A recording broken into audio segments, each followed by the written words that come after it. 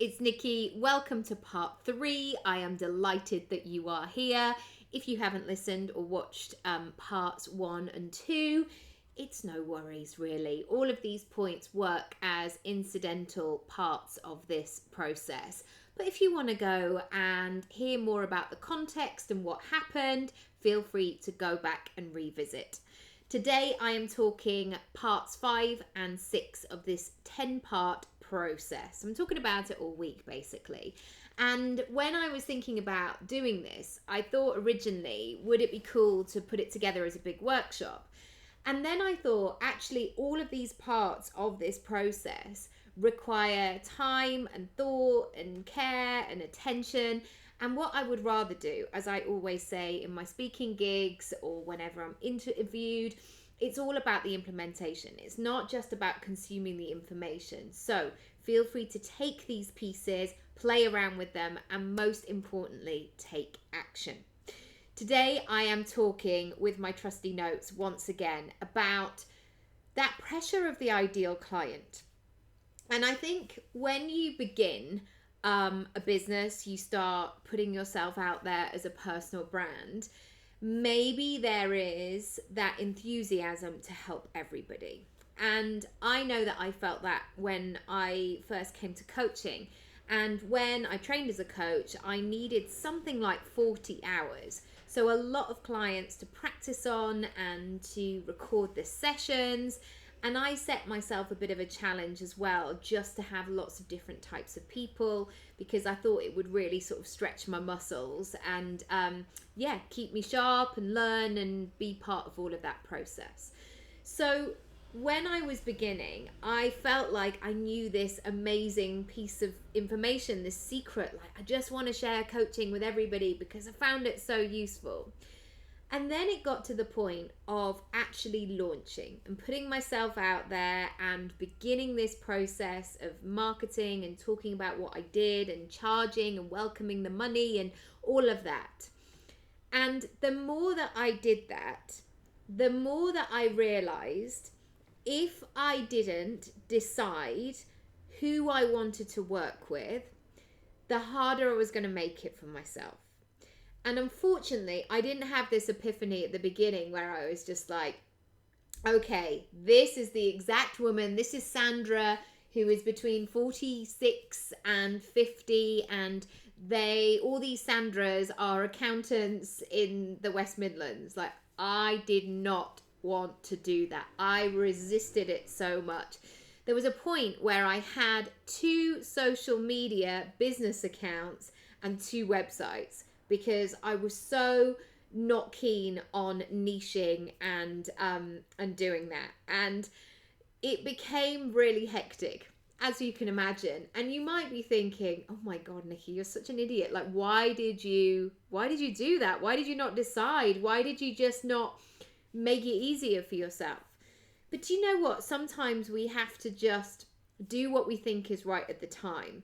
And I would love to say like I was just experimenting, but it was mainly because I wasn't unpicking what my values were. And I was trying to build a business that was in keeping with my values. As in, I felt when somebody said I had to have one ideal client, I felt restricted. I felt like I was going to, oh, wow, shall I say it? Yeah, I'll say it. I was like, oh, maybe that's a bit rude. I felt like I'd get bored. I felt like if I just solved one problem and I did the same thing with the same kind of person day in, day out, I'd get really bored. And actually, I learned that pretty quickly because I did try that. You know, I'd worked as an agent, I'd been an actor for 25 years, and I was doing a lot of coaching for actors. And after a while, I thought, oh no, like I don't want to talk about how to get a good headshot for the rest of my life. Like I don't want that. So I need to think about other ways that I can support people. But this was a really big clue for me of really making sure that I was working effectively and making use of the time that I had available and connecting with people, also bringing in money and making sure that it made sense. And there was certainly a point in the beginning where I just felt like everything was a bit confused. I was saying generic messages, and that was mainly because I didn't know. I was very fresh, I was inexperienced, and this is a decade ago. There wasn't necessarily this training about it. And the way that I got around this, and this is going to be the piece that will be really helpful if you're struggling with that ideal client, is to think about that individual and really go almost into the character of them, of what is going on in their life right now. And there's going to be two parts to this. So the first is really thinking about that person that you want to help. So maybe you are somebody that is great with social media and you love helping people, you love optimizing it, you love the consistency, you love the stats, you love the details, you love all of that. I want you to think about who you are serving. So it could be that business owner that is a one-person band who is trying to do all of the things at the same time, and they've got this amazing product, but nobody knows about it. And so when you're thinking about that ideal client, going into their day-to-day life and really visualizing what is happening will allow you to support them in that. So this might be the business owner who is in the first year or two. Maybe they're doing other jobs. Maybe they've got a 9-to-5 job. Maybe they're doing this in the evenings as a side hustle. Think about the struggles and the difficulties that they are having right now and speak to them. There's nothing like when somebody, and always those moments like make me cry. When somebody just like sends you something or says something to you that is just really kind and unexpected, and they just, you feel that connection, like, oh, that really spoke to me. That's how your ideal client wants to think. So you may be niching down, for example, where you might say business owners in 1 to 2 years who are short on time and need help promoting and growing their social media channels to generate sales, etc. But the person within that, it could be different industries. You may want to niche down again and really go, I actually only want to work with creatives. Perfect. But you might be a little bit broader. When I've been helping people with personal brands, it's really broad, the kinds of people that I've attracted. And I love that because they do have this common theme of wanting to create different income streams or maybe different parts of their portfolio career. But I've had yoga teachers, I've had founders, I've had accountants, I've had lawyers, so many different types of people. You can find it all on my Work With Me page, basically. So that is the first thing to do, is to imagine how they are moving through the world and what is going on for them right now. The second thing that I've been playing around with recently is to think about the money that I've spent or the decisions that I've made or the investments that I've committed to, whether that's a financial or whether that's time or whether that's commitment to that actual one thing. And I've explored, I guess, around that of why that was amazing. So I've got a couple of examples for you. The first one, let's take a deep breath because it's always just such an emotional one for me. So I had my son just over 7 years ago. He was a 9 pound 10 baby, and very quickly, we had quite a time in hospital. Very quickly, he dropped a lot of weight. And if you are familiar in this world of having children or not,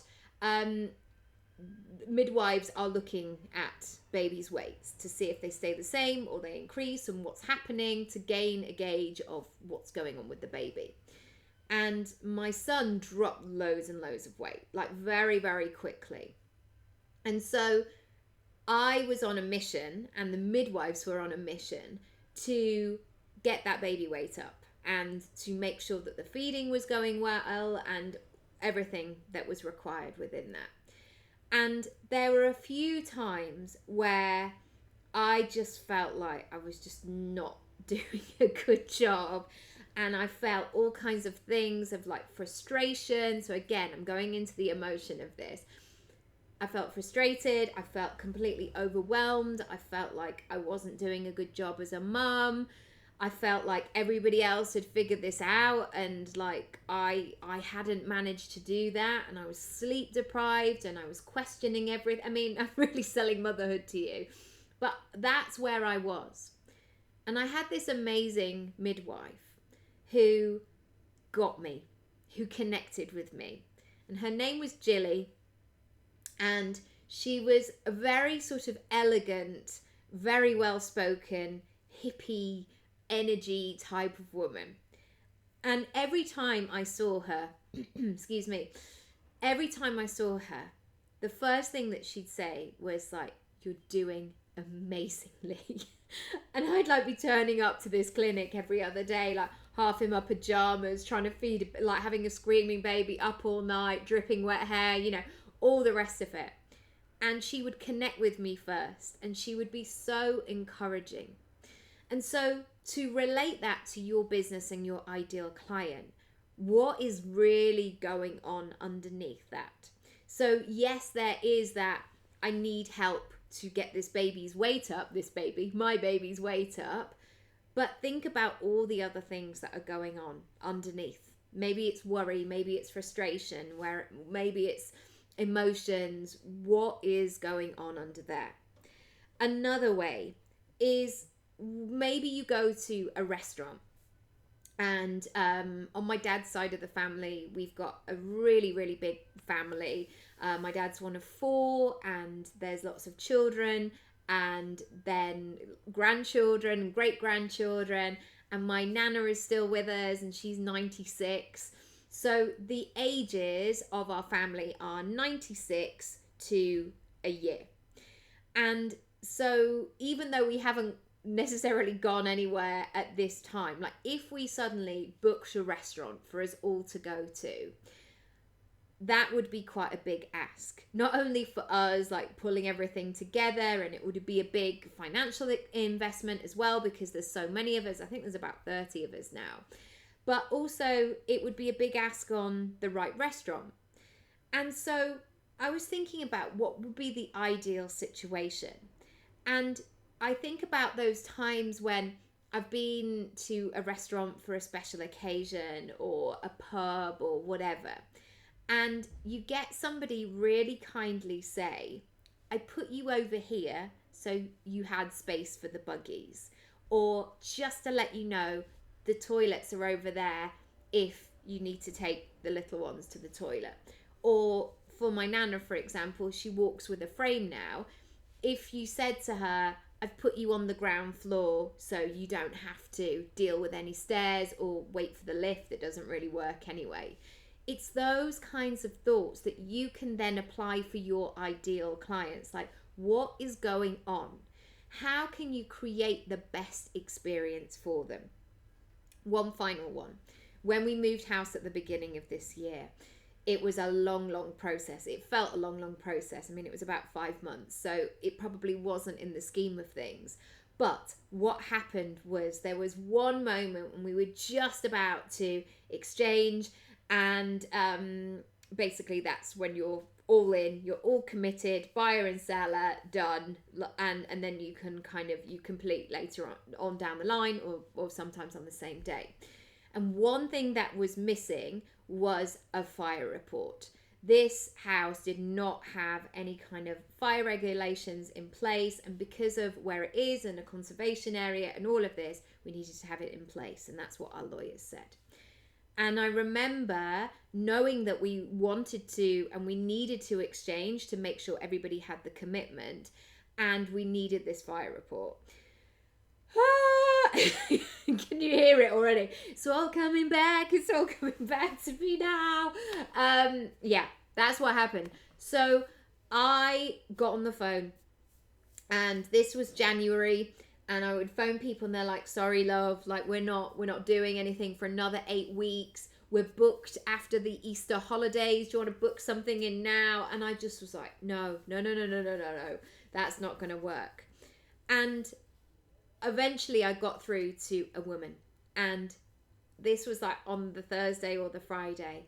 I was like, hi, are you available? When can you do it? And she said, oh, it's going to be another month from now. I was like, okay, not to worry. Oh gosh, right, okay, I need to sort this out. And she said, hang on a minute, I've just had a cancellation. And I don't know if you need this cancellation or you want it, but I'm putting your name in now because I'm not having other people taking my places, taking my reservations.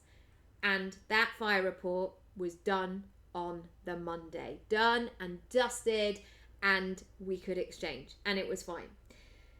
This is another element that you can look at in terms of your ideal client. What is going on for them in terms of the pace, the support, everything else that is going on alongside them? What is happening? For us, we had a time deadline. We had a lot to lose as well, I felt, because we weren't going to exchange unless we had this fire report, unless it was fine and all good. We just weren't going to do that. And then at that point it was like, well, has all this work and this going backwards and forwards and lawyer fees and all of this, has it all been a complete waste of time? And so she really understood that, and she got where I was coming from, and that was the most glorious moment. So I'm going to breathe. I'm going to take a moment because I've just given you a lot of information there. What are you going to take from today? What is really resonating? What suddenly popped into your head? What do you need to do?